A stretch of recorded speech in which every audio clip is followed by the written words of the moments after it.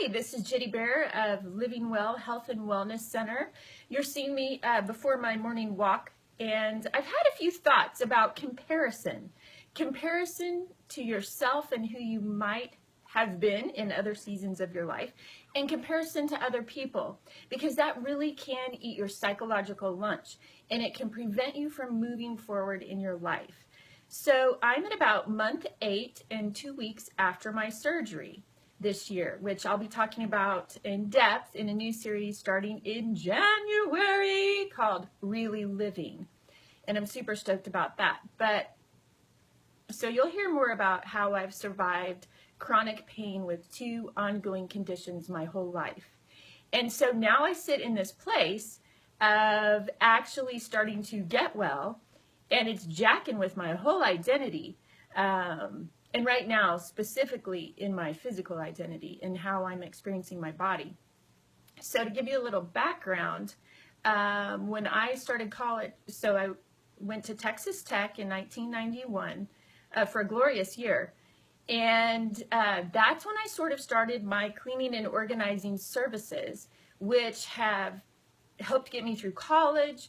And if you know me today, you know that I've organized from 1991 until 2005 or 15.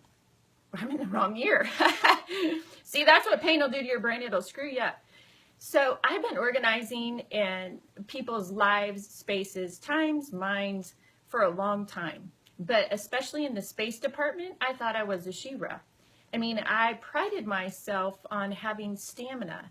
A lot of my clients comment on, wow, you're like an Energizer bunny, like you just keep on going and going, which is true. I mean, I think part of my personality is wired like that. I'm a very energetic person.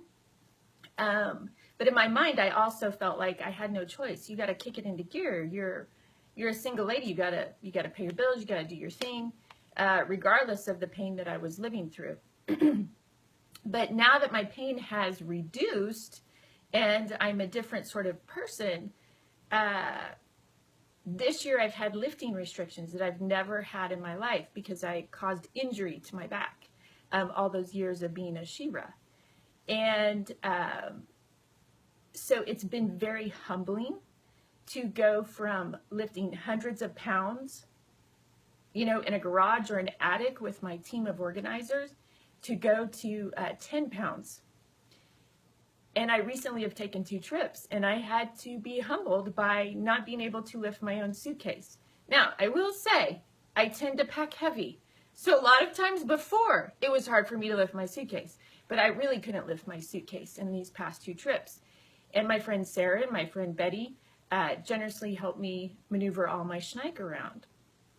And what's been really great this year is I've actually worked with a client who's got some chronic conditions, who's lovely, a little bit younger than me, and we laugh. I'm like the blind leading the blind here, sister, trying to help her do some minimal things around her place. And I would go home and I would pass out. Whereas before, I could go for 10, 12, 14 hours of manual labor with organizing if we had a big gig like a move or a garage or something like that. So it's been a real interesting experience that you have to change how you think about yourself in different seasons. So in this season, I'm like, okay, you're living in less pain than you've lived with your entire life. So settle it down. She-Ra is not in your court right now in terms of lifting. You have to stick with your lifting restrictions if you want to get well. And the desire to be well and to heal my back and to heal my life is stronger than my identity to be She-Ra. So yes, I have to tell the people that if I have done any organizing gigs this year, I have to tell them, I'm not at my normal capacity. So thank God I've got veteran clients that are willing to work with me and, maybe hire some muscle to make that happen, or hire other muscly She-Ra organizers. All this to say, I'm telling you some of my personal stories, so maybe it hits home and it makes you think of things about you. Maybe you were the star athlete back in high school or college, but that's just not where your body's at now. So when you try to make a change and you try to work out, You can't operate as if you're a star athlete. You have to operate as if you are in the now. And one of the rules that I talk about, guidelines, I should say, nobody likes the word rule. A guideline that I talk about with my clients is, a lot of people say, Jenny, I want to work out 5 to 7 times a week. And I'm like, great goal. That's awesome. How many times are you working out right now? And they'll say, 0 to 1. And I'm like, okay, well, let's start there. Because if you start where you're at, then you don't allow yourself to get on the guilt shame train, choo-choo, and, barrage yourself with negative commentary.